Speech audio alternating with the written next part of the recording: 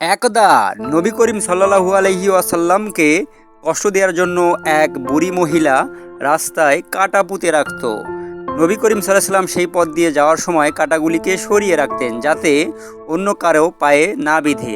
নবী করিম সাল্লাল্লাহু আলাইহি ওয়াসাল্লাম এটাও বুঝতেন যে বুড়ি এই কাঁটাগুলি বিছিয়ে রাখেন নবীকে কষ্ট দেওয়ার জন্য, কিন্তু নবী করিম সাল্লাল্লাহু আলাইহি ওয়াসাল্লাম সেটা বোঝার পরেও কোনো প্রতি উত্তর করতেন না। নবী করিম সাল্লাল্লাহু আলাইহি ওয়াসাল্লাম ভাবতেন যেহেতু মুরব্বি লোক করেছে এজন্যই তিনি মনের অগোচরে তাকে সবসময়ই মাফ করে দিতেন। একদিন তিনি হঠাৎ দেখলেন বুড়িটি কাঁটা বিছাইতে মনে হয় ভুলে গিয়েছে অথবা কাঁটা বিছায় নেই।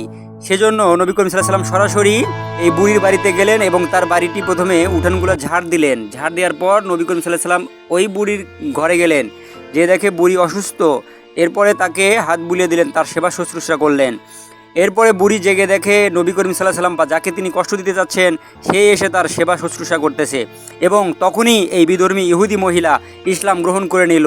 তাহলে এই চিরন্তন নিদর্শন থেকে আপনারা যেটা জানতে পারলেন, অবশ্যই ইসলামের শান্তি এবং প্রশান্তি অনেক বড়। এজন্যই নবী করিম সাল্লাল্লাহু আলাইহি ওয়াসাল্লাম আমাদের শ্রেষ্ঠ নবী।